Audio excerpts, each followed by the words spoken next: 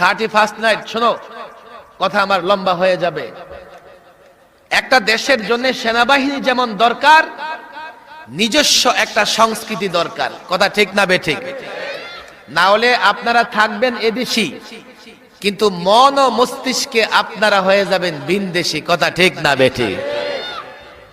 এ যুবক, এখন যারা বুদ্ধিজীবী ওরা প্রশ্ন করবে, হুজুর তাইলে তো এবার 31st নাইট করুম না, তবে পয়লা বৈশাখ যদি আসে তো বড় একটা লাল পায়রের শাড়ি কিনা দিমু, আর নিজেও একটা পয়লা বৈশাখের ডোল তবলাওয়ালা কি করুম, পাঞ্জাবি পরে এইবার একেবারে নিজস্ব সংস্কৃতিতে রঙিন হয়ে যাব।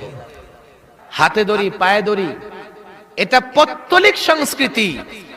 এই সংস্কৃতির মাধ্যমে তোমার মুসলিম পরিচয় মিটিয়ে দিতে চায়।